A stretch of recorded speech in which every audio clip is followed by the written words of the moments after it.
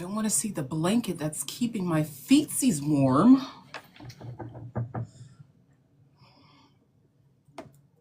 I have temperature regulation issues. So bad. I'm waiting for my co-host.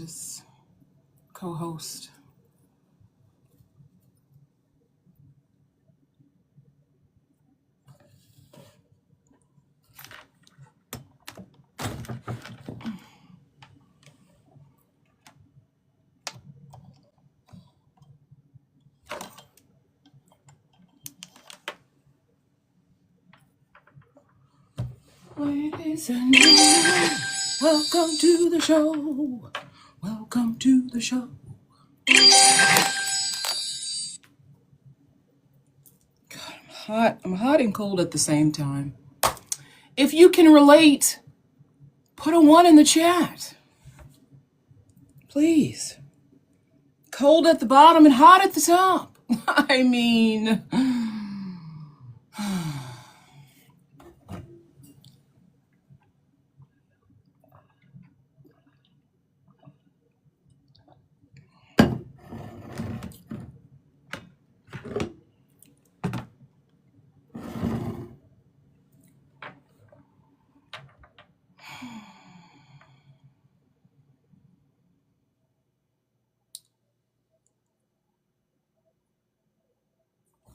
Oh, okay. Gotcha. Well, we're happy to have you here, Ashley. We're happy to have everybody joining us this evening. 8 o'clock Eastern Standard Time. 7 p.m. Central Standard Time. 6 p.m. Mountain Time. 5 p.m. Western. What is it called? Pacific. Excuse me. Pacific Standard. Now, why does Pacific get to be named after an ocean, but the Eastern has to be named Eastern? Why can't it be Atlantic time? I love that. Atlantic time. Oh, how precious Atlantic time. I'm on Atlantic time, ladies and gentlemen. I'm on Atlantic time. And I'm sharing this live. Oh, okay, Thick. Love you, Thick. Okay, there are 3 ways.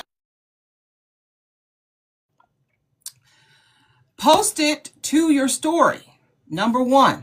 Number 2, numero dos for my Spanish speakers. Repost it. And number 3, spam your followers. Press down on the prompt. You see a list of followers come up. You go through, because I know they be sending you memes all day. This is your way of returning the favor with something educational. Memes are not educational, although they're very funny. They send you memes, they send you videos, they distract you while you're trying to get important government work done. Or maybe that's just my friends. So you say, hey, look at this, something educational for a change, for you goof-offs. So let's share this out. Share it out to the whole world. We have someone who's running for the primary for Senate in the state of Illinois. His name is Jonathan Dean. It sounds like an actor's name, right? Jonathan Dean. John Dean. Oh, no, that's Jimmy Dean. Sorry. Jimmy Dean. Welcome to the show. Everybody's at the show. Popcorn, snacks, beverages will be in the lobby. You can have whatever you want. Just don't have an attitude when you come in here. Be nice. Be nice in the comments. Be nice to the moderators. We have moderators in the chat who are members of the OVC team. They will respond with the quickness. If you guys get out of turn, get out of pocket, we are a non-confrontational, non-debate style town hall. We are here to educate people, period, point blank. Oh, my mama, oh, my hood. There's Risa. Hi, beautiful. Also, Risa, you are muted. Also, send your daily heart me to support the account. We really appreciate it. 1 coin is all it takes. 1 coin. Just one lovely little coin. Send your daily heart me. Also, send some likes. Let's run these likes up. Because I like this. You hear me? I like this. I like this a lot. I would have to do it every single day. Like it, like it, like it, like it. Run them likes up when you come in here. If you're in the chat, send your daily heart me. Repost it. Restory it. Spam it to your followers. You know, there are a lot of people living in Illinois. I know because everyone's an expert on Chicago. So I think that means that people are living in Illinois, or maybe they're just. Anyway, if you have people who are living in Illinois, send it to them because they're the ones who get to vote for Mr. Jonathan. But also, if you are an American citizen and you want to hear someone's ideas for the Senate, for the future of the United States of America, this one is also for you. Risa, baby, you are muted. I'm trying to figure out how to get like my camera and everything figured out, like how to put the Oh, background up. okay. And we are waiting for Mr. Hughes, Mr. What? You know what? Don't mind me. We're waiting for Mr. Dean. Okay? Dean. Dean, Dean, Dean. We're channeling Mr. Dean. Dean, Dean, Dean. We're channeling Mr. Dean. Dean, Dean, Dean. We're channeling Mr. Dean. Dean, Dean. This usually works. This usually works. When I start singing their name, they show up. It's like magic. I have my own magic. I have my own human, woman, girl magic. OVC magic. It's OVC magic. Mr. Dean, are you here? Mr. Dean, where are you? Oh, he's here. According to the host, he is here. I am not the host. I am the moderator. Okay? Me and Risa, we are the moderators. Sounds like a football team. The moderators. Ooh. I play forward on the football team. Is that a position? Forward on football? I don't know. I see his name, Jonathan Dean for Senate. I see you. Come up, please. Buttermilk. There's no forward on a football team. You don't drive the ball forward. What are you doing with the ball? Hey, Mr. Jonathan Dean. Hi there. Hi there. Hey. Okay, let's see. I had the background Well, and you then I need to lost have it the again. background. Have it I again. know. I had it and then I lost it. Let's see here. Where did it go? Okay. Um, let's see. You know, the hardest part of all of this is not Text. Okay. the. That's not it. Ah, although I'd love to see you in Okay. lipstick because Yeah. I'm Well, I curious. mean, you just did. You just did. Okay. I think I'm getting it back here. Y'all, the Let's hardest part of see. this entire That is Mr. not Jonathan, it. the green, yes, that one. Then choose the This picture. one? Yes, then choose the picture. See the Okay. plus sign. All There you right. I'm go. back. You do not Got know it. how many Yes. times I have had to coach people through this. It's the hardest part of this entire town hall. Okay. Well, I'm good that it only took me 9 minutes. It's So, okay. It's all right. But you okay. did it. I appreciate everyone's patience with me. Thank you. You did it. Take a Yeah. bow. Oh, Okay, now, Risa, right. dear, Risa, are you available? Risa, are you ready? I'm trying to find the background. If you can't find it, you need me to send it to you? Oh, wait. Okay, I got it. Okay. see. This is Risa's inaugural town hall. All right. All right. I've done so many of these, but this is Risa's first time. She happily accepted our invitation to join our team. So we're happy to have her. I Thank you, don't want to, Risa. It's yeah, good to thank it's you, good to have you Risa. too. Yeah. Risa, I don't want to start without you, but I will. Hey, there you are. Hi. Yay. I get to see you in person. Yeah. I All feel right, so y'all. weird. Hey, everyone. Welcome to our TikTok live town hall. This is Our Vote Counts. My name is Ayana, and my co-moderator is Risa. Say hello, Risa. Hello. And tonight we are speaking with Jonathan Dean. I just love saying that. Jonathan Dean, Thank you. candidate for the Democrat primary for the state of Illinois for the U.S. Senate. He's running for a chance to run for a chance to run for Senate in the state of Illinois. We will be talking about his background, his vision for the state, and of course, taking your questions live. As always, if you have questions for the candidate, leave them either in the chat or preferably hit the multi-guest option and you can come up and you can ask him the questions yourself. We appreciate that. As always, please be kind in the chat. We are a respectful, respectable family establishment. We don't take no stuff unless we're giving it to each other. No, I'm kidding. I kid. I kid a lot. But yes, please, questions. We love questions from the audience.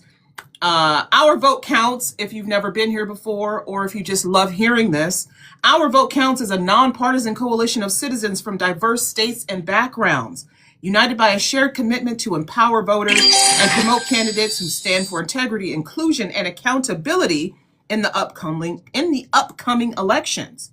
Through voter education, candidate outreach, and community engagement, we support leaders who are ready to serve the people, not special interests. By working across state lines and elevating local and national issues, we aim to increase voter turnout, inform public dialogue, and build momentum for lasting change. You better believe it. Our Vote Counts is more than a name. It's a promise, a movement, and a rallying cry for democracy. Together, we are shaping the future, one informed vote at a time. And if you don't know, because you haven't read his background, Mr. Jonathan Dean is from the great state of Illinois. Illinois is located in the U.S. Midwest. The capital is Springfield. Its largest city is Chicago. The population is around 12.7 million. Mr. Dean, you want to represent 12.7 million people? Go ahead on. It is Mr. Dean's seat that he's running for is currently represented in the Senate by Tammy Duckworth and Dick Durbin. Those are the two senators from Illinois. Dick Durbin, who is retiring, that's the seat that's open, and Tammy Duckworth, who I absolutely love. Dick Durbin is not running for re-election, so enter Jonathan Dean. Jonathan Dean is a lawyer and family man. Hey, I'm a lawyer too. I'm not a family man though. I'm a family woman. He is a solar energy entrepreneur who started his solar energy business in 2023. I love it. To advance solar energy development in Illinois. He is currently working to develop several solar energy projects such as renewable energy. He is also a survivor. Now you talk about this openly. You are a survivor of childhood sexual abuse and used his fight to raise awareness about the need for legal reforms regarding how childhood sexual assault cases are litigated. And I probably should have used code language because this is TikTok. I totally forgot. So if we could use child essay, things of that nature. CSA. Yes, CSA. Yeah. Thank you. I forgot my own rules. I'm just reading the paper. I'm sorry. That's okay. I'm glad you mentioned it. So, Mr. Dean, for those who are meeting you for the first time, please tell us more about yourself and why you decided to run for Senate. Yeah, so thank you so much. First of all, it's great to be here. This is my first TikTok town hall, so that might explain. Yes, Look at these might first explain. timers. Yeah, Yes. yes, it's great to be here. Might explain the technical difficulties to start, but I'm glad that I made it. Yeah, so I'm a lawyer and I've been a litigator for 13 years. I graduated law school in 2013. And a few years ago, I founded a solar energy business, and we're just starting right now. You know, it takes a few years for startups to get going. We're just starting right now to develop our first two 5 megawatt solar energy projects here in Illinois. So that's very exciting. I live in Chicago with my wife and two small kids who are 7 and 5 years old. And yes, I have decided to run for this US Senate seat. And let me talk a little bit about my thought process there. So this was not on my bingo card a year ago. I am a progressive Democrat, and in the first few months of this of Trump 2.0, I just was so floored at the things that Trump was doing, and then also what I thought was a lack of really effective Democratic Party pushback. And so, what I started doing just for me to kind of personally cope with the situation is I just started just kind of jotting down notes that I thought that the party was missing, messages that I thought that they should be, um, responding to Trump with, just kind of ideas for my future, my children's future. I mean, that's ultimately what politics is all about, is planning, at least in my opinion, planning for our future, for the coming generations. And I just wasn't really seeing it. And winter turned to spring, spring turned to summer, and in June I turned to my wife and I said, I think I have a political strategy here that nobody's pursuing. And I took a look around and to see what races I could get into. And this is an open seat. And I saw three establishment Democrats running who I just wasn't really that excited by. And so I decided to get in the race myself. You mentioned I am a open survivor of CSA, and I have fought gaslighters, abusers in court and in my everyday life for a lot of my adult life.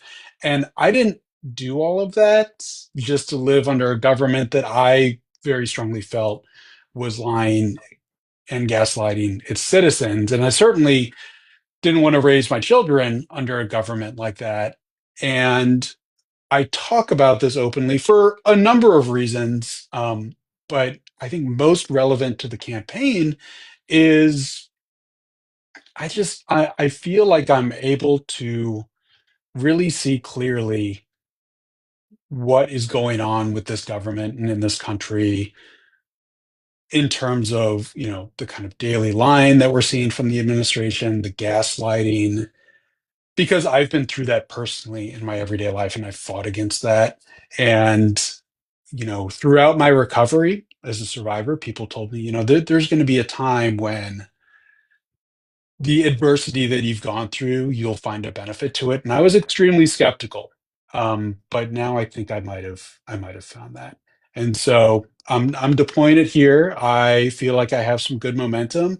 There's some establishment Democrats in this race that have a lot more money than I do and a lot more name recognition, but there is a real hunger out there. I'm seeing across the age spectrum, from young people to older voters, to see a new young candidate in the race, and I'm excited to be in the race. All right. And we are excited to have you here. And we're glad that people are stepping up to run for office. We love grassroots candidates, grassroots campaigns. What we like to do before we jump into the questions is do an icebreaker. I'm going to ask you something completely absurd. Okay. And, just to loosen it up, just to get you Yeah. loose. Okay. You mentioned that you have two kids, younger kids, right? Yeah. Yeah. If your campaign needed a theme song and all you could think of was a children's song, what children's song would you choose? Da da da da da da da da da da da da da da What is da. that? Bluey. It's the Oh, Bluey theme song. Bluey. The Bluey theme Oh, song. My kids love oh. Bluey. Love They love Bluey. Bluey. Yeah. Do they? How many times a day do you hear Bluey's theme song? Well, it was I hear a lot of kids songs. I'm not gonna lie, I hear a lot of kids songs. Um, we try to keep if full disclosure, we try to keep the TV off during the week, except for special events during the week, which this, by the way, is one. They're watching TV in the other room. But I hear it very often over the weekend because Bluey episodes are only like 6 to 7 minutes long, and Yeah. then every time they turn over, you hear the theme song again. So. I don't All know. We're right. probably going on like 100 to 200, maybe more. Well, all right. Bluey for the win. I'm going to throw it over to Risa for our first category, economy, jobs, and cost of living. Take it away, Risa.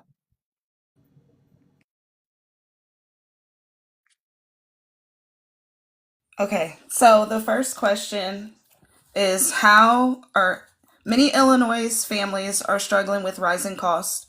What state level policies would you support to help residents manage housing, food, and utility expenses? Okay. Do you mean state level or federal level? Because this is a federal race. Right. Federal Um, level. Yeah. yeah, Federal. Yeah. so federal. Okay. Yeah, sorry. Okay. Yeah, no, that's okay.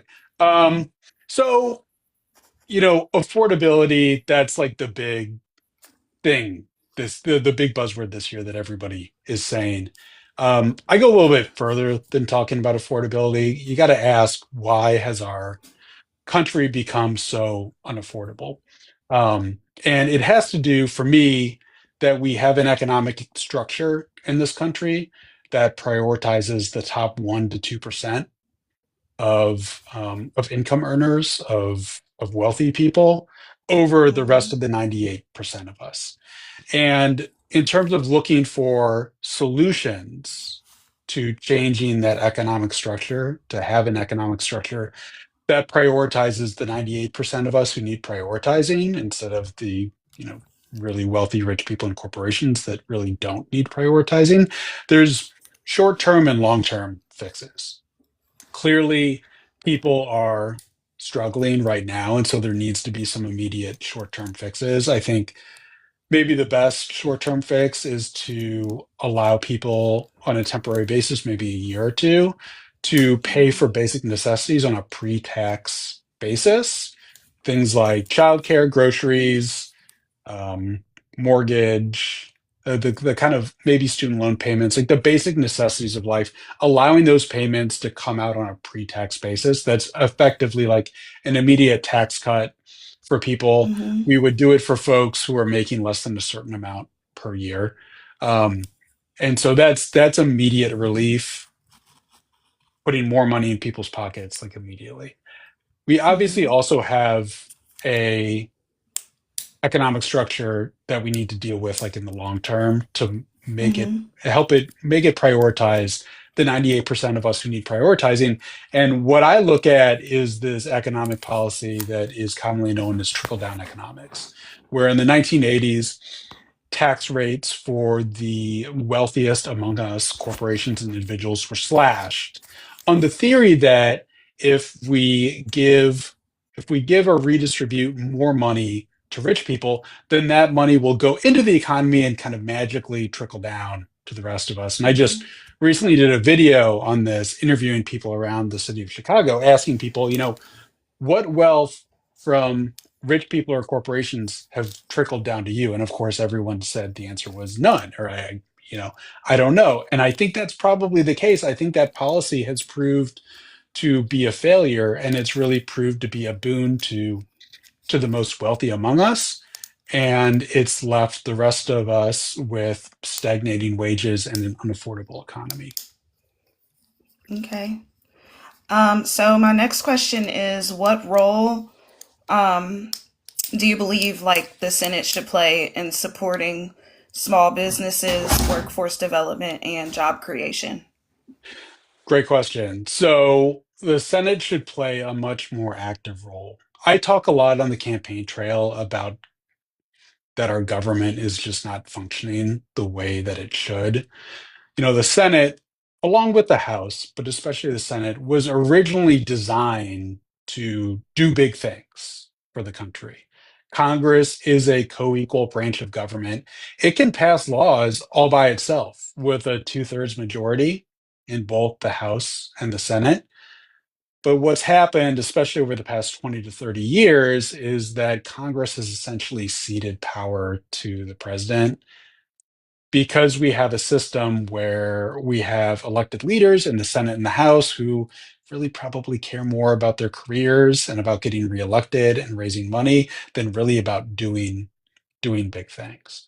Um, so I think, you know, when you ask about the Senate, we could talk about just the Senate. Really, we can talk about like all of Congress. I think Congress needs to be a lot more assertive with having an agenda, having an economic agenda that makes sense for small businesses and for everyday people. And that would involve putting more money into the Small Business Administration, creating new grant and loan programs in the Small Business Administration to really amp up um, small businesses in this country. And there's a lot of other policies that we can talk about too, and we might get to talking about, for example, healthcare. I talk a lot about how the healthcare policy in this country is fundamentally broken, and we can have like an entire town hall on that. But I'm a big proponent of Medicare for all because right now we have a situation where people are locked into jobs just to have health care, and that is actually holding our economy back because, and my wife and I just had a conversation about this the other night, if people are hanging on to jobs that maybe they don't like or don't want just so that they can have health care because they can't otherwise afford health care, then that ends up being an economic problem that's holding your economy back. Okay, so with that being said, what can we do to, and when I say we, I mean like us in our country, like you guys who are running, what can you guys do, in your opinion, like can Congress do to increase affordable housing while respecting local community needs? Because I hear a lot of people say things like, oh, when you bring in affordable housing, it doesn't, it causes the businesses not to thrive. It makes people want to move away who actually do have money, like, which those are just things that I've heard. So if you could, can you just like explain like how that could work? Yeah, so I think what you're referring to is what's commonly known as NIMBYism, not in my backyard, which I feel like is an unfortunate development. And I think liberals, we need to own our part of this because liberals, historically progressives, we have been in favor of affordable housing, but just not in our neighborhood. And I'll be honest, I've got affordable housing, a housing project that's built just a few blocks from my house, and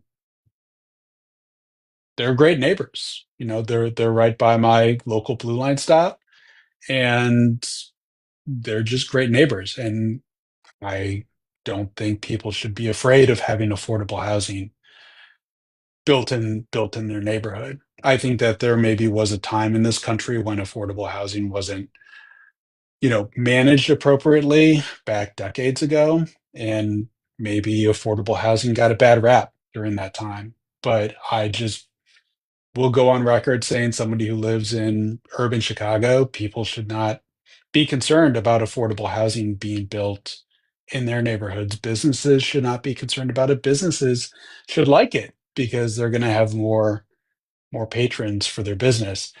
Um, more specifically to your question, you kind of pinpointed that this is partly a federal issue, partly like a state issue, partly a local issue, which makes it kind of a complex issue. I mean, first of all, speaking to that, federal, state, and local leaders just need to work together better on it. I think it's incumbent upon the folks in federal office, like in the United States Senate, which I'm running for, to allocate more money for the construction of affordable housing. But also, I'm generally not in favor of giving tax breaks to corporations, but I am in favor of giving tax breaks to certain companies that will build affordable housing, because what I'm personally seeing in the city of Chicago and in other cities around Illinois is that home builders have an enormous financial incentive to build quote unquote luxury housing. Whenever I'm walking around the city, and it doesn't really matter where it is, and there's a new housing development going up, it's always luxury. It's always luxury. It's never like affordable housing because these builders know that they can make more money building so-called luxury housing. We need to create an incentive structure for those companies where it can be just as, if not more lucrative for them to be building affordable housing.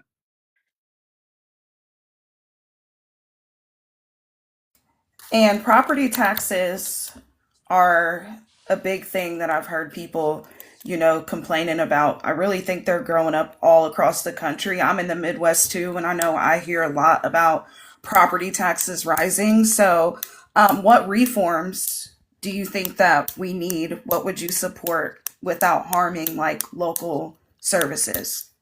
Yeah, property taxes are a huge issue in the city of Chicago, and they've been a huge issue for over a decade. So this goes, I think, to reforming the economic structure that we have in this country, where we're really looking to everyday people in the middle class to foot a lot of the tax burden. And one area that that comes out in is property taxes, which in a lot of areas, including Chicago, fund education. And we're on an unsustainable trajectory with raising property taxes. Housing itself is already out of reach for a lot of people. And when you add on top of that rising property values and rising property taxes, which go hand in hand, if we don't aggressively intervene in both making homes more affordable, but also laying off the property tax increases, then home ownership is just going to be out of reach for young people in my children's generation. So when we talk about taxing the wealthy, the top 1 to 2%, you know, a lot of times we hear pushback. It's like, oh, it's going to kill jobs. The wealthy, this is something we hear specifically in Chicago and Illinois. Oh, the wealthy are going to relocate their residents over to Michigan or up to Wisconsin or over to Indiana where there's more favorable tax rates. That's really why this is a problem that needs to be addressed like at the federal level, because when you raise taxes on the top 1 to 2%, like at the federal level, they can't like relocate somewhere else. They can't relocate to another state for better tax treatment. So this is where the federal government needs to be better at raising revenue. The tax code needs to be fair. And of course, as we all know, the federal government then distributes, money to the states for different programs, different reasons. Then, there should be a distribution of revenue then to the states that can then offset the need for these continual property tax increases. For answering those. Thank you. Yeah, you bet. Is it my turn? The topic of education. It's not something when people think about the Senate, they don't really think about education, but there's a lot that the Senate can do. I know that the curriculum and such is left up to the states, but the Senate can, because it is in charge of the funding, Congress is in charge of the funding, they can make certain demands of the people, the organizations, the school systems receiving the funding. How do you define success in US education? Is it test scores, graduation rates, workforce readiness, civic engagement, or something else? And what do you think the Senate can do to bolster those categories? I think I would define success in education as kind of everything that you mentioned, and then more.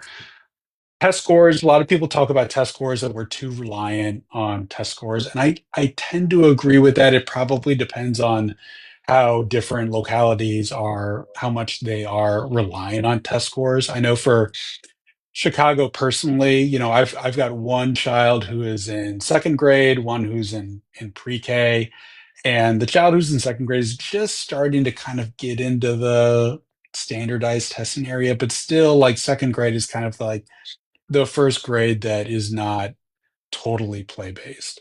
Um, and they're starting to do like just a little bit of testing.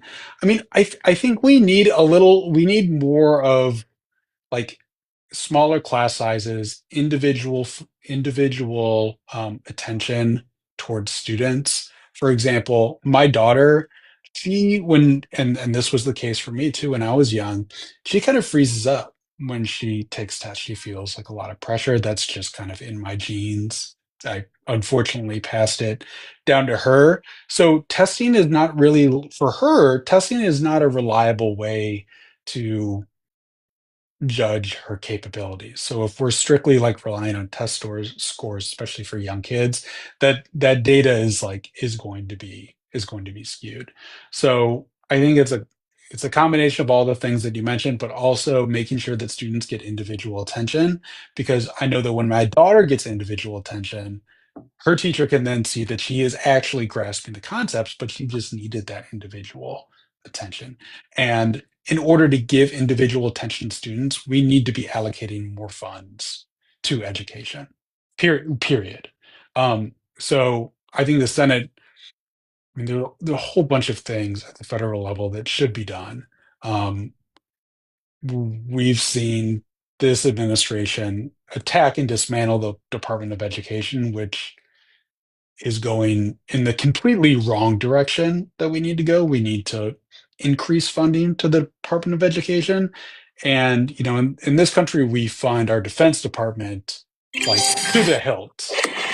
What we need to do is we need to take some of that funding, and it doesn't have to be a lot. It can be like, you know, as little as 3%, maybe 5%, 10%, and allocate that into education. Why we would be spending all this money on weapons when we're not at war and there's not serious national security threats, but not spending like significant money developing our children, that's beyond me.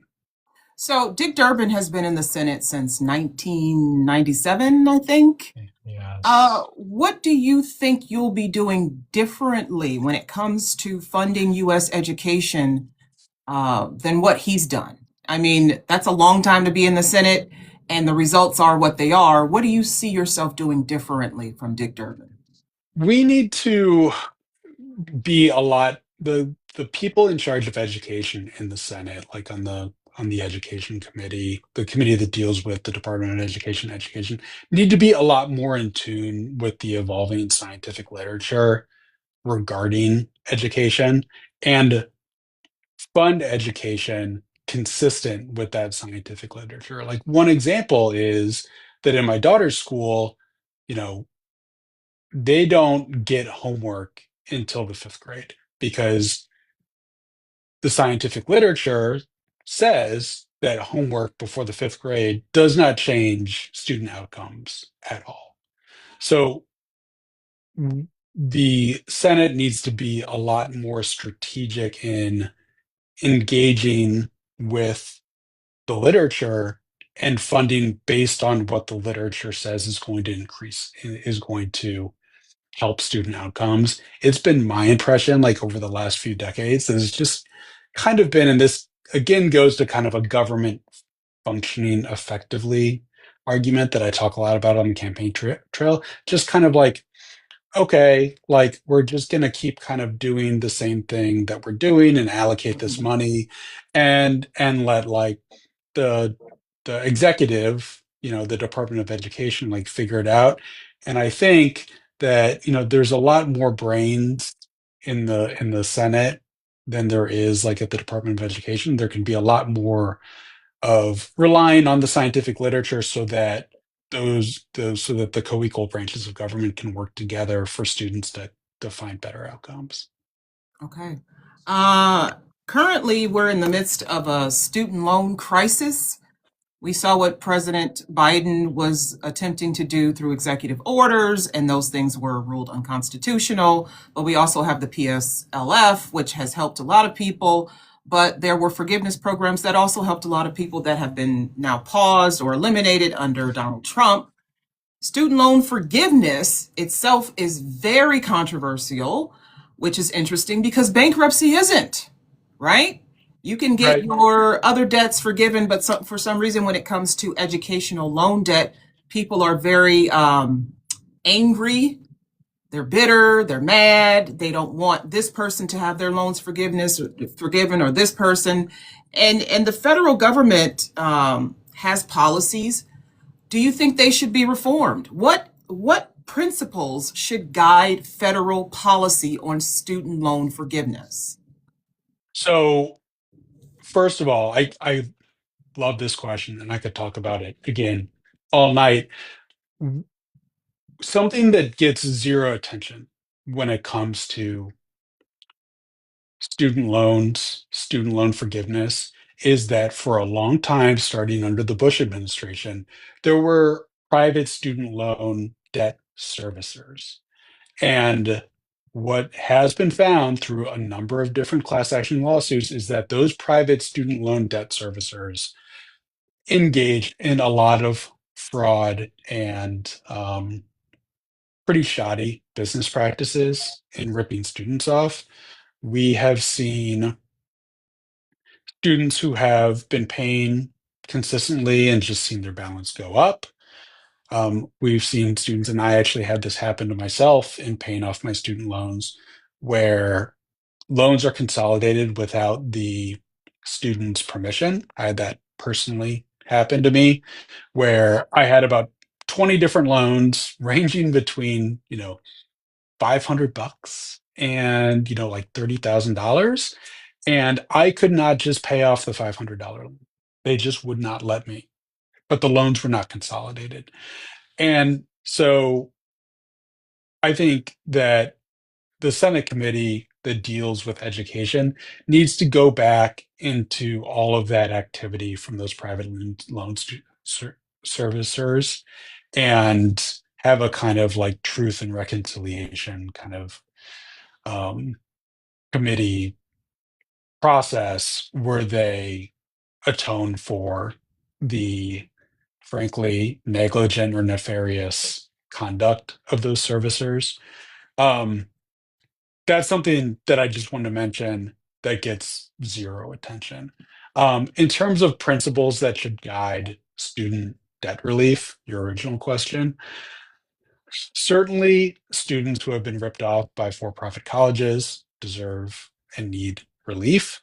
Um, I think Congress needs to pass some kind of relief program, period, because we have seen the cost of higher education just skyrocket. When I was in undergrad in the early 2000s, the cost of education was a hugely controversial issue. I was in a state school in Minnesota, and I think like, tuition at that time was like 5,500 bucks like per semester, which people were outraged by because it was so much higher than it had been like 5 years before then. Now I'm sure that seems like a massive deal to everybody because the the cost of higher education is completely out of control.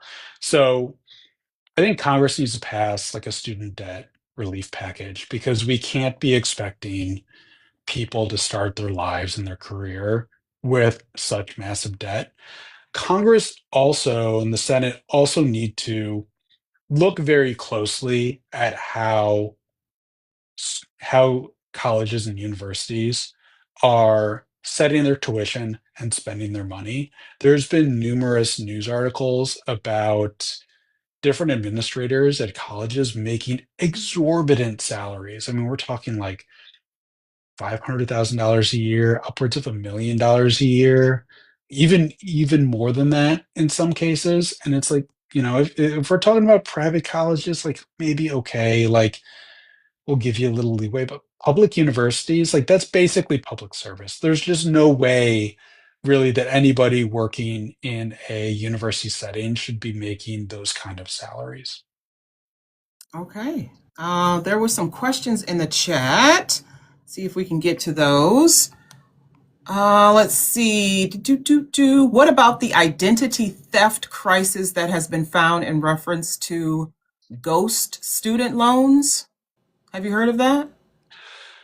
I have not heard of that, but I think I know what the questioner is referencing is that there are, and I suppose they can, correct me if I'm wrong, where there's fraudsters out there who are kind of impersonating student loan servicers and Oh, giving student loans, um, probably at exorbitantly high interest rates, is kind of what it sounds like to me. That should not be permitted, period. it seems like there should be more regulation from the federal government over student loan um, lending, only because, like you said, some of these loans are going to state funded schools. And if you're taking out a loan to go to a state funded school, well, then the state has an interest Yeah. in making sure that loan has good terms, especially if you're a young person. And we're not seeing that. We're seeing Yeah. people just being allowed to take out money, and there's no oversight, there's no accountability, you know? Yeah. And if you walk around some of these campuses, they're really nice. If you walk around, you know, I it's been a while since I've been on a college campus, but the last time I was on one, I was walking through this building and there was flat panel TVs everywhere and none of them were on.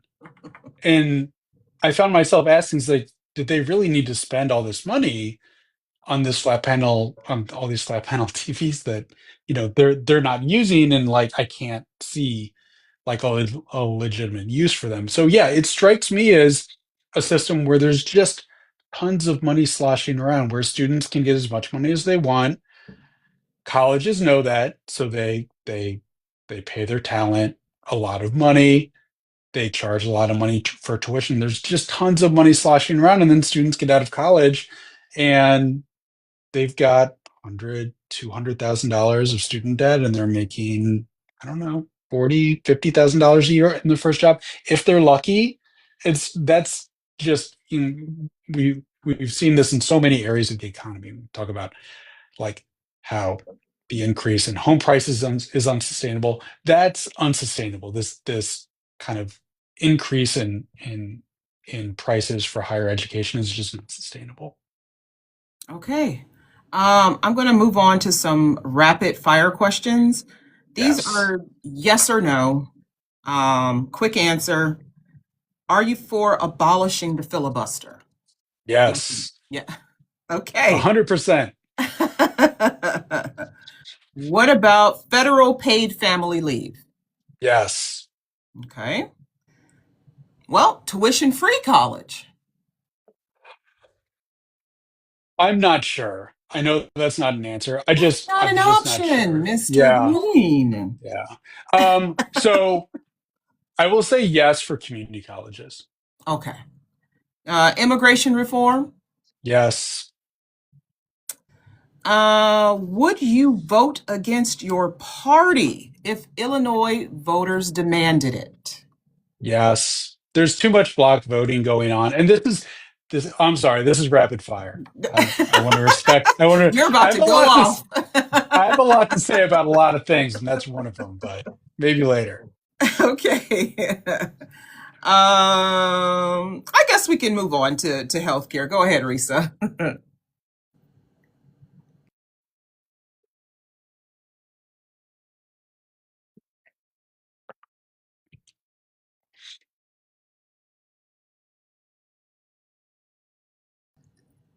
Sorry about that. That's okay. What policies would you support to improve access to affordable health care for Illinois residents? So, first of all, we need to pass the ACA subsidies that have expired. And once those are passed, they need to retro back to 2026 because, as we all know, the Affordable Care Act subsidies expired. Democrats wanted to renew them, Republicans did not. And now healthcare premiums for people on the exchanges has gone up like exorbitantly. So first of all, we need to pass that and make it retroactive to put that money that people are now um, needing. People need to pay much higher prices in 2026. Put that money back in their pocket. There's a number of different healthcare fixes. I think ultimately where I fall is Medicare for all, having a baseline level of insurance for everybody. And that is a way to keep costs low. Nobody should be one diagnosis away from a bankruptcy. That just is not a way to run a healthcare system. It's not a way to run an economy either. Um, I'm not gonna lie, like if I win, like or when I win the Senate seat and sworn in 2027, Medicare for all does not have a chance to be passed then because Donald Trump will still be in office. I would hope that that would be a policy goal that we can pass in 2029. Um, but there's a number of other things that should be done short of Medicare for all. One that was, and this was discussed back when President Obama passed the Affordable Care Act, is just making simply a public option, allowing anybody who wants to join Medicare or pay for Medicare to be part of Medicare. We're seeing healthcare prices skyrocket because there is what economists call like a market failure in healthcare. Um, there are not enough people in the risk pools, and when people need to get medical treatment who don't have insurance or don't have sufficient insurance, then that raises healthcare prices for everyone.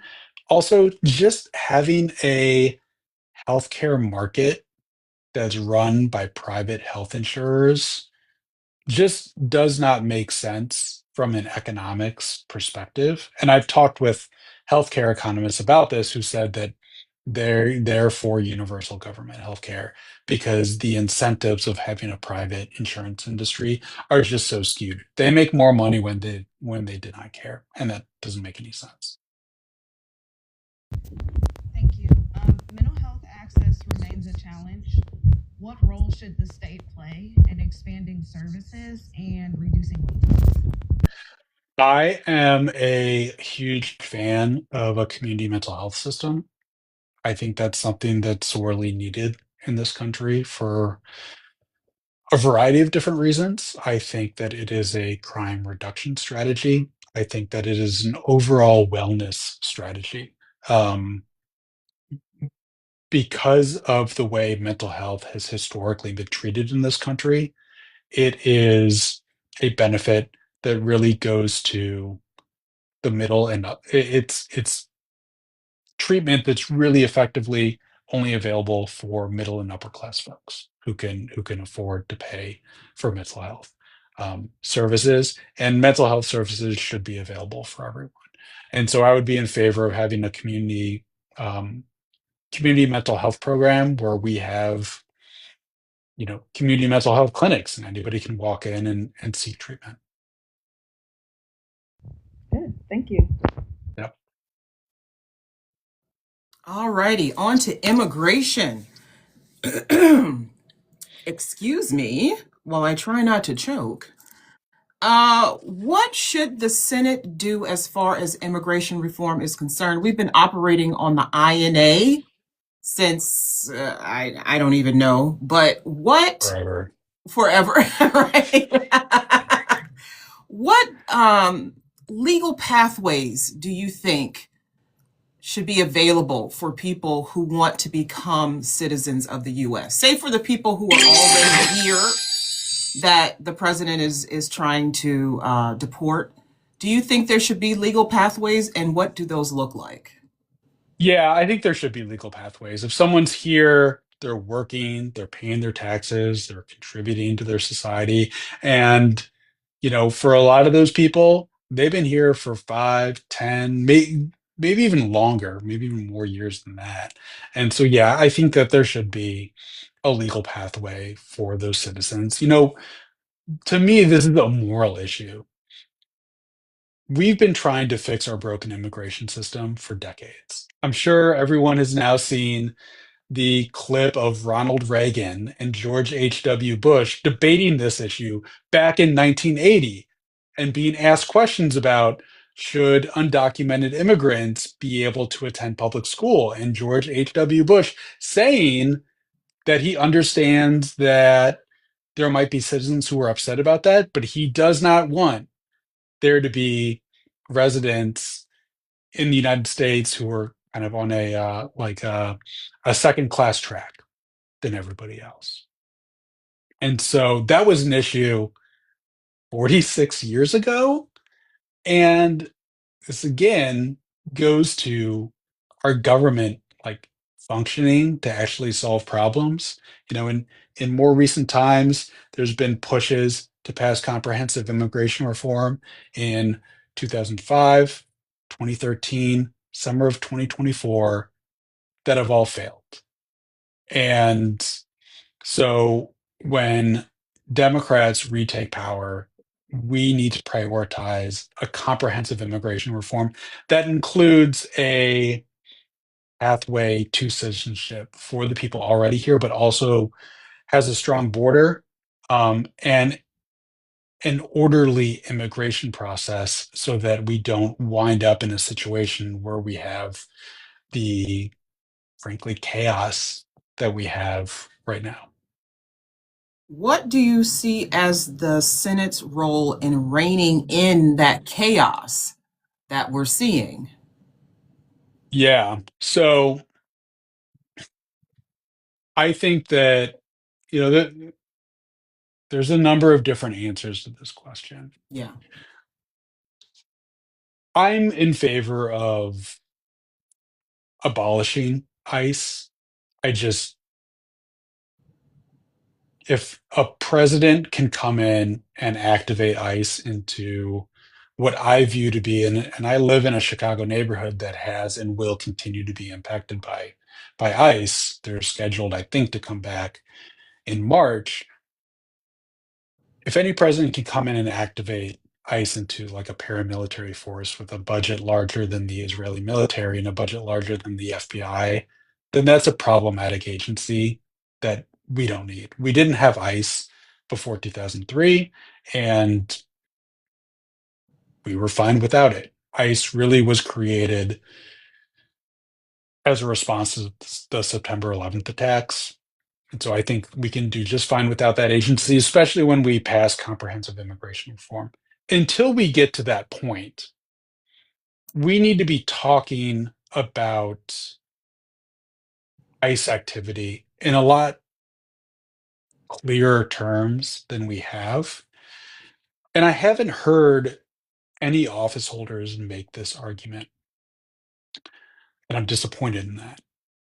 But I think the argument is this: the legal violations that ICE is purporting to enforce are by and large civil violations. So not even criminal violations, like civil violations, like a traffic ticket or misdemeanors.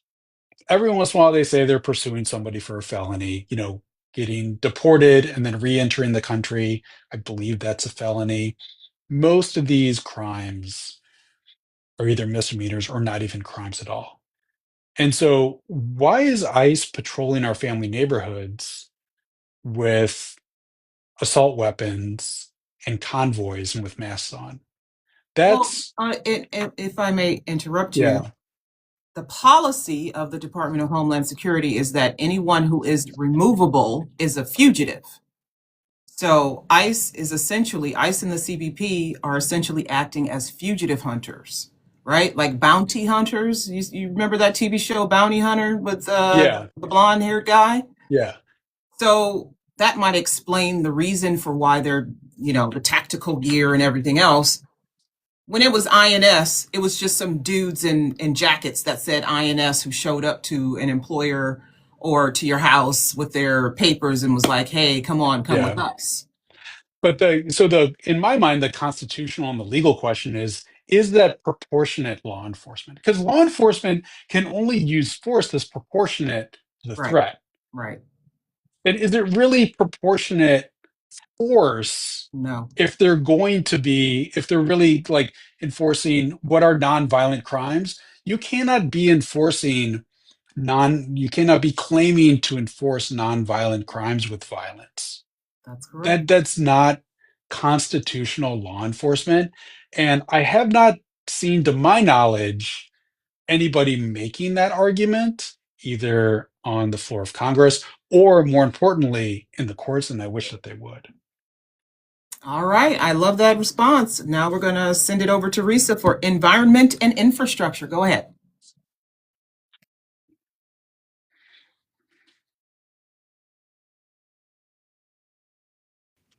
Okay. What infrastructure investments, roads, transit, broadband, or utilities should be prioritized in your district? So I think the biggest thing that we need to prioritize is investment in our electrical grid. Um, and that's for two reasons. First and foremost, our electrical grid is old and it is continually getting taxed at a higher and higher rate. Think about data centers, that's a whole nother issue in and of itself. Um, Renewable energy projects, which is something that we want, and I'll talk about that in a second.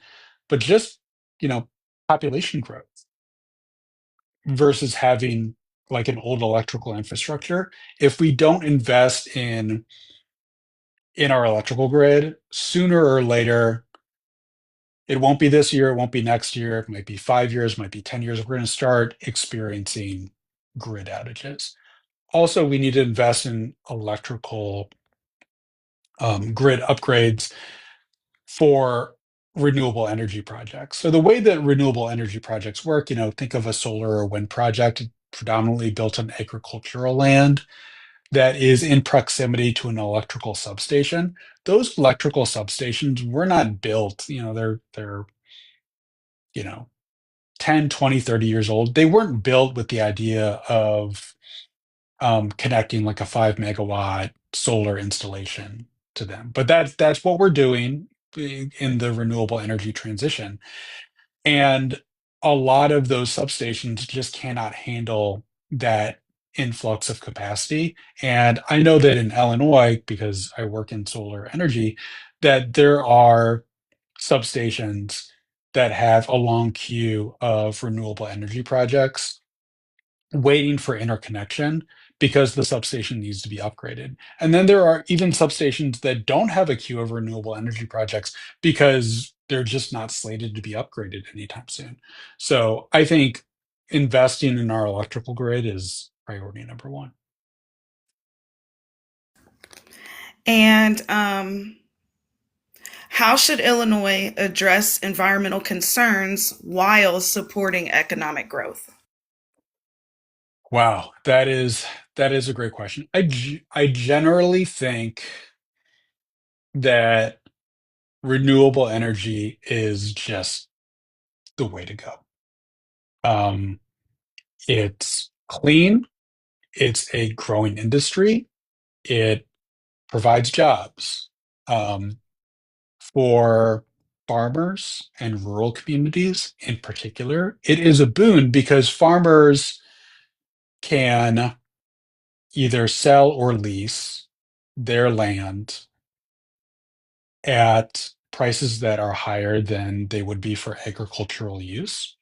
If they lease their land, that they can still grow crops on their land around solar and wind installations. They can even, in some circumstances, grow crops underneath um, solar arrays. It's called agrivoltaics. It's a really cool thing. So I think investing in renewable energy, that is something that is a win-win-win for everybody. For farmers and for the renewable energy industry, it's just going to grow the industry, put more money in people's pockets. For consumers, it's going to lower all of our energy bills. There's times when you have a hot summer day where the price of electricity from solar energy goes negative because the panels are like taking in so much energy from the hot sun. So if that doesn't happen a lot, but it does happen. So if we invest, yeah, that's awesome. If we invest in renewable energy now, the cost of energy for the next generation is going to be extremely low. Um, and there's so many, right now, like the industry is doing a great job at building solar on agricultural land. There are certain programs converting what are called brownfields, which is kind of old mining land or kind of old factory land, into solar energy installations. There's just so much more, though, that we can do. Think of the roof of, big box stores like Walmarts and Targets. Also, something that's very possible is the parking lot, like large parking lots, building awnings that you can put solar panels on too. And those aren't things that we're really prioritizing, um, but we should. Thank you. Yeah. Risa, you gonna do the fun rapid fire questions? I can't find them. I thought I printed them, but I ended up and I didn't print them. I like ran out of work because I was running so late, and then I forgot to get them off the printer. So now somebody's going to see all your questions, and they're going to be like, "What is this?" But I'm happy to tell them because I'll be Well, like, "Look up Jonathan Dean." they can answer the questions then. It'll be a good thought exercise for them. Okay, well, in the interest of time, we could just do one of them, just one. Uh, this one is kind of controversial, but it's something you should be able to answer. Yeah. Cubs or White Sox? White Sox. There you go. White There you Sox. go. I like White the I Sox. like the Sox. You like the Sox. Yeah. Well, you could have said stay neutral. You picked a side, Mr. Dean. I don't know. I don't know. It is, I mean, I don't yeah. know. I mean, you know what? The thing about me is that people are going to know where I stand. Okay? I'm not going to be one of those like, oh, because everybody has an answer in Chicago. It's either Cubs or Sox. I'm a Sox guy. Okay. Well, Yeah. there you go, everyone who is a Cubs fan. You can still vote for Mr. Dean. You just ignore that part of him if you don't like Yeah. it. Yeah. Yeah. Yeah. I'm going to do a whole bunch of other stuff. We don't need to fixate on the Cubs versus Sox things. Oh, you want to move on? Okay. Okay, Mr. Dean. What personal experience best prepares you to represent Illinois in the U.S. Senate? Hmm. A single personal experience? Well, it could be a collection of experiences, like maybe Okay. some, you know, lost something you realized in law school that you were some kind of passionate, persuasive orator or something, Yeah. Yeah. So can I give two? Sure, go ahead. Okay. So and they're very different, but I like to spend a lot of time outdoors, like especially with my kids, when I'm able to. And I went through a phase where I love to do backcountry camping. When you go out by yourself, you camp way in some kind of remote wilderness. And then after doing that a few times, it wasn't enough to just kind of do it over the summer. I had to do it over the winter. So one winter, a few years ago, I went up to the Upper Peninsula of Michigan and I snowshoed into the wilderness about 5 or 6 miles and camped back there in 3 feet of snow for a few days. And as I was going back there, the thought kind of crossed my mind. I was like, is this really, a good idea? Um, but you know what? Finishing the trip, I had a great time, and it was so peaceful as to be like meditative back there. It was so quiet because like all that snow just sucks up like any noise, and it's quiet already, like in the wilderness. And the thought crossed my mind on the way back. It's like, if I can like do that, if I can keep myself alive in the negative weather back in the snow, it's like I can pretty much do just about anything. Um, And then the second thing is just being a survivor of CSA and having gone through the legal process of confronting the perpetrators in court. There was a moment um, in my deposition in my court case when the attorney for the defendants asked me a series of questions that in the legal field we would call harassing. And my attorney objected to them strenuously during the deposition. And it was essentially a line of questions saying, like, since I was a lawyer, I knew all the law around this. So I basically made up my allegations. And there was no point to that attorney asking that question, those lines of questions.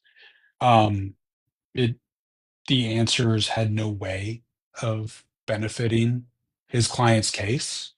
Um, it wouldn't have ended the case early.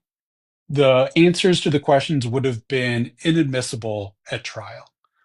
He did it because he wanted to intimidate me. And I thought in that moment and since that time, that was back in like 2021, 22, that was just about the worst thing that anybody had ever said to me about like some of the most sensitive, vulnerable memories in my life. That really, after that, it really didn't matter what anybody said or did to me because that would always be one of the worst things that somebody said to me. And so I think about that like fairly often because, you know, as a candidate for office, like, you know, and being on all these social media platforms, people say like a lot of nasty stuff, but no one's ever going to say anything that's that nasty. And I was hoping you were going to go to that as your response. You know, I was trying to lead you. I didn't want to be like, let's talk about this. Yeah, I'm happy to talk about it, but I mean, certainly going through that was, you know, kind of just incredible adversity. Um, and I'm, you know, I'm so grateful that I was able to do it and get through it. Filing that lawsuit was one of the best decisions that I've ever made in my life. And I almost didn't file it. And I know a lot of people don't file it because it's really scary to expose oneself to the legal process like that because it can be re-traumatizing. I'm grateful that I was able to do it. I think more people should have the opportunity to be able to do it. And something that I spoke about when it was over is that there needs to be reform on statute of limitations for claims of CSA because a lot of states, not every state, but a lot of states still have statutes of limitation. And the way that victims remember, recover from that kind of trauma is different for every victim, and it doesn't fit into this kind of like, you know, mold like we think about there being a statute of limitations for bringing a lawsuit for breach of contract. It's like the Right. statute of limitations is like a year. It's like, okay, you know that it happened, so you have a year to fight. That's not how this works. Like for victims, and I think there's just such excellent public awareness that the survivors of Jeffrey Epstein are doing around this issue too. I'm so grateful for them. Um, but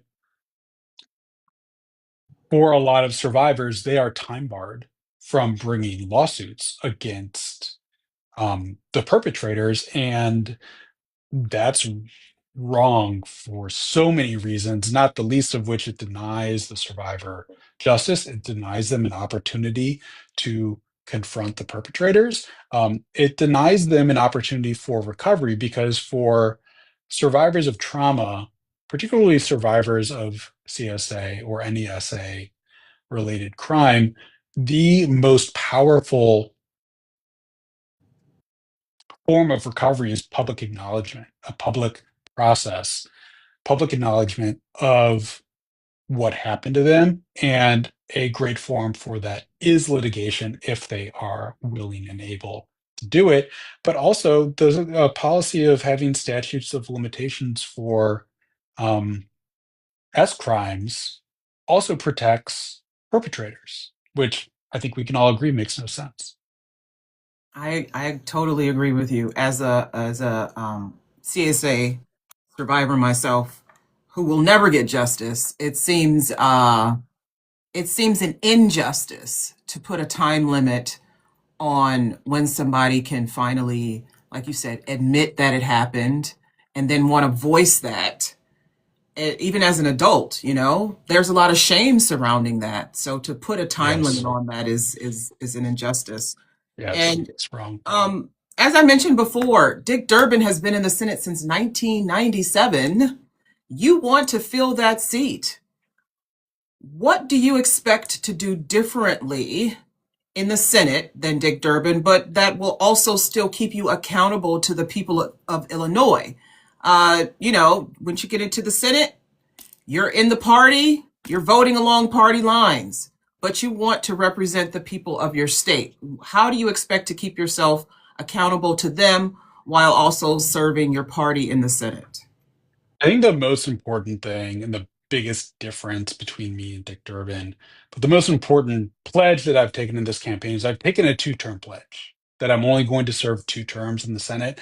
I'm a big believer in term limits as well as campaign finance reform and other democratic reforms as well, but the big believer in term limits because I think if we had term limits, then our legislators, our senators, and our Congress people would have a lot greater incentive to actually solve problems, use the extraordinary power that they have in government to actually solve problems. I would not serve in the Senate for 30 years like Dick Durbin had. I would serve 14 years. And I would serve, actually not 14 years, 12 years, 2 6-year terms. And the reason that that's significant is that's just one reelection. Right now, we are having senators and Congress people go to Washington and still need to spend a significant majority of their time doing fundraising for reelection. That Right. time takes away from serving their constituents. There is tremendous pressure from the party um, and from that senator or congressperson's supporters to engage in that kind of fundraising.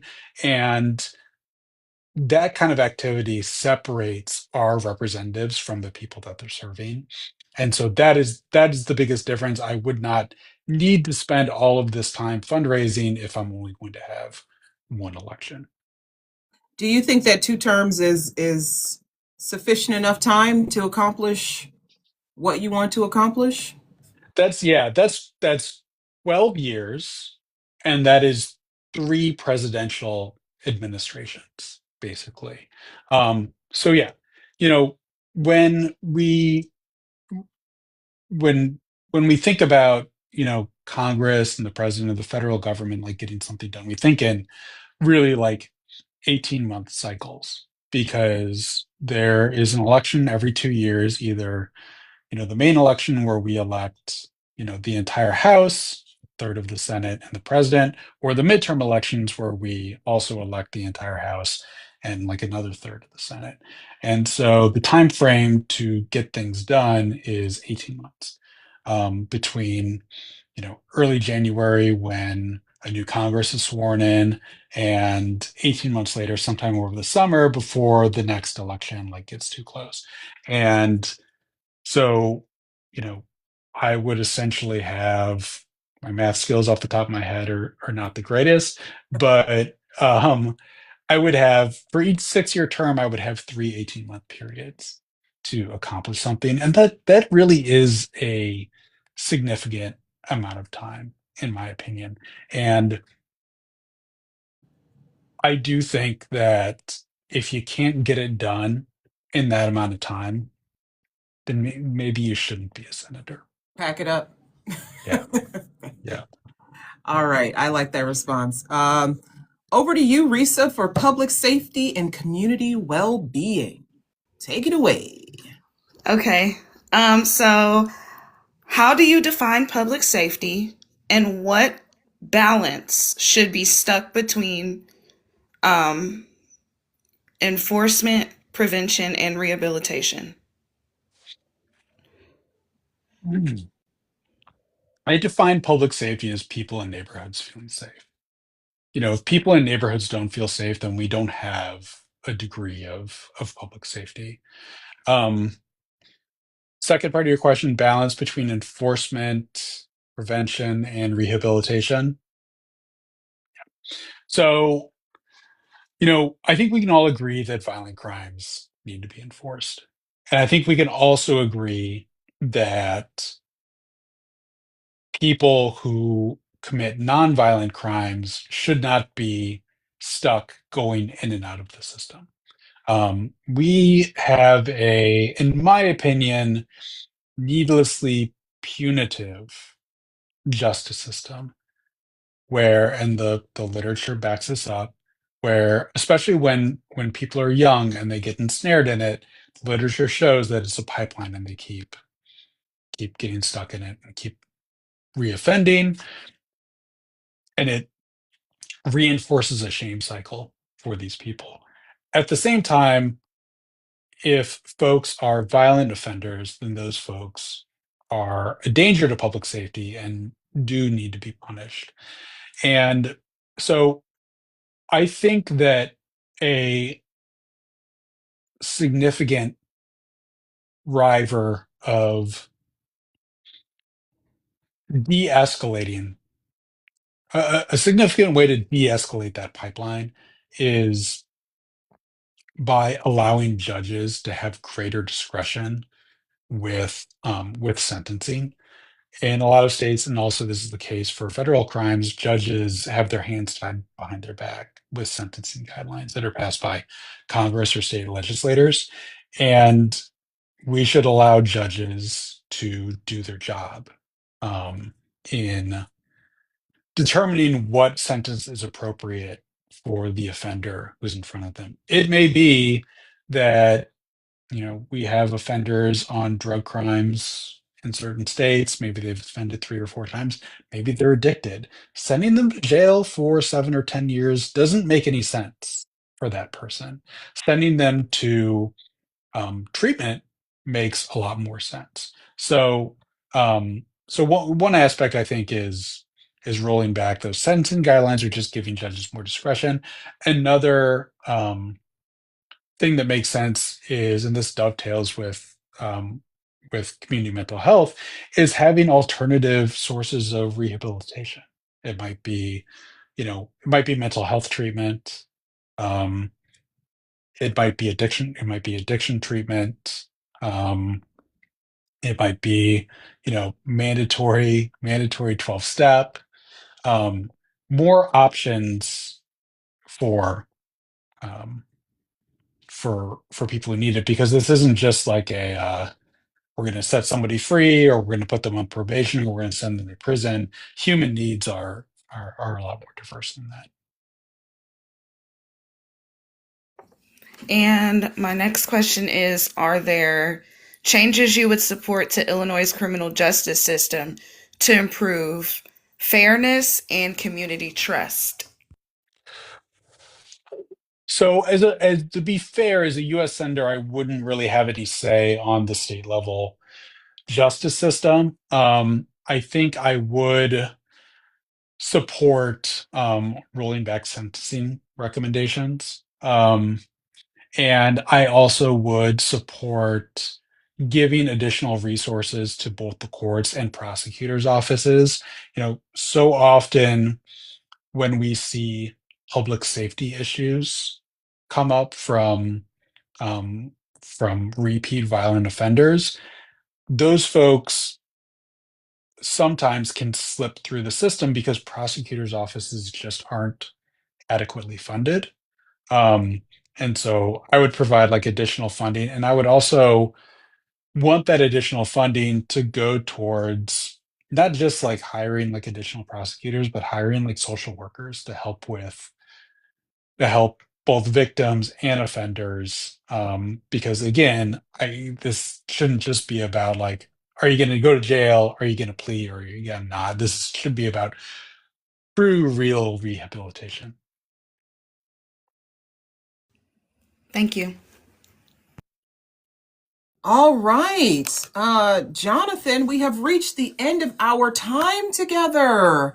But I wanted to, in these last few moments, I want to ask you, how is the fundraising going for your campaign? The fundraising is a little slow. It's hard when you don't raise funds from corporations and special interests, which I Right. will not do.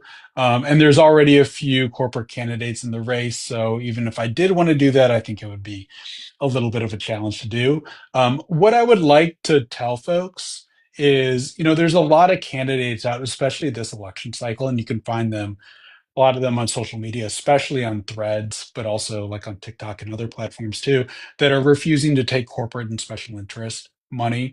And I will say that that is very laudable. It's also a very difficult way to run a campaign. And since Citizens United, I think we've all kind of gotten in the mindset, myself included, that, and my dad included, because he actually said this, is that, oh, we just rely on corporations to give political donations. Well, if we do that, then we end up with a corporatized political structure and a heavily corporately influenced economy. What I would like to tell folks is like, if you hear a politician and you like their message and you can afford to give them even just like $3 or $5, like one time, or maybe even just $3 or $5 a month, that makes a huge difference, especially for a candidate like myself and some of these other candidates out there who are not taking corporate contributions. So head on over if anybody can do that. If you like the message that you heard tonight, head on over to deanforil.com. My head's been blocking it. And there'll be links to my Act Blue site there. I would really appreciate it. And I can stretch that money like a long way. Like, $5 can help me advertise on Facebook or LinkedIn or Facebook. I'm sorry, Facebook or Instagram for a day. $20 can give me like a week's worth of ads. Like it's we can send that money like a long way and reach a lot of people with really a small amount of money. And when's your primary? March 17th. So we're March about 17th. little bit over 6 weeks away. Yes. So things 6 are things weeks. are really things are Are your really heating palms up. Yeah. sweaty? They are. Right now they're sweaty, but in generally they're pretty sweaty most of the time, too. So yeah. Well, I wish you the best of luck, honestly. I know the fundraising for grassroots candidates can be tough. So again, what is it? Dean Dean for for IL. IL. People go to his website. Give him money. He needs a billboard. He's got 6 weeks. And Yes. also, please check your voter registration and show up to the primary. He's in the primary. He's not in the general election yet. So you don't have until November. You have until March 17th. That's the day. Yes. Show up. Yes. Is there early voting in Illinois? There is early voting. It starts on February 5th, so it starts pretty soon. Yeah. That's a Yeah, long yeah. time. It is a long time. I will say, it is a crowded primary. There's 10 people on the ballot. I'm near the bottom of the list. I'm about third from the bottom on the ballot. Just, for you folks in Illinois who are going to get in there and see the ballot, and you see those 10 names, you're like, whoa, I'm near the bottom. If you're looking for me, also, um, check me out on social media. I'm on all the major platforms. My handle is Dean for IL on basically all of them. On Facebook, it's Jonathan Dean for U.S. Senate. But I think if you still put in Dean for IL, you can find me. All right. You guys got all the deets. So you can't say that you didn't know. We provided the information. He's all over social media. He's probably, are you on TV? Do you have TV ads like YouTube No, ads or? no, no TV ads, but I do have a YouTube channel. Not a ton of videos on there, but we're actually in the midst of ramping that up right now. Okay. Yeah. Well, I wish you lots of luck again. And thank you so very much for joining us and sharing your platform and your story with us. I appreciate you being candid. It means a lot. And I know that my team and we all agree that having candidates here, being open about their views for their state, for the country, it helps people to understand the role of politics and government in their daily lives. And so we appreciate you for being here for that. And looking ahead to our next event on Sunday, we are holding our semi-weekly candidates roundtable at 3 o'clock p.m. Eastern. Did I miss, is there another town hall tomorrow? Did I miss it? Did I make a mistake? Host? Did I miss something, host? There's a on February 1st, Sunday, February 1st at 3:00 p.m. Eastern, there's a roundtable. Several candidates that we've talked to already are lined up to be on there. Mr. Dean, if you can make that one or on the February 15th one, we would love to have you. If you want, I'll have Miss Nikki, who you've heard from before, send you an invitation. That'd be great. Okay. And everybody in the audience, you know the routine. If you can join us, please do. Again, Sunday, February 1st, 2026 at 3 p.m. Eastern, or February 15th, 2026, the day after Valentine's Day. You'll be well rested, I'm sure, at 3:00 p.m. Again, that's our roundtable. I am Ayana. Oh, wait a minute. Oh, this is for Monday. That's what I was looking at. Monday, after the roundtable. I cannot pronounce that name. I apologize, Mr. Otis. It's probably Otis, but that last part, I ain't got it, buddy. Monday, February 1st at 8:00 p.m. Eastern, Mr. Otis from Texas, who's running for state rep for District 135. He will be here with us again, 8 p.m. Eastern, Monday, February 1st. Today we spoke with Jonathan Dean, who is running for the U.S. Senate Democrat primary out of the state of Illinois. Again, I am Ayana Fakir, and joining me today for her very first town hall, Risa. Risa, lovely. Thank you so much. You did a wonderful job. Welcome to the team. And Jonathan, for your very first town hall, you did amazing, sweetie. Amazing. Thank you. It was so great to be here. And I think that y'all do this is just so great. So thank you for doing it. Well, thank you. We appreciate that compliment. Again, this is OVC. We are a non-partisan movement, as much as we possibly can be, uniting Americans from all walks of life to empower voters, support candidates of integrity like Mr. Dean, and ensure every voice is heard through education, outreach, accountability, and action. We're building a stronger democracy, one informed vote at a time. We thank you for joining us tonight. Remember, your vote is your power. Use it wisely. Have a good night, everyone.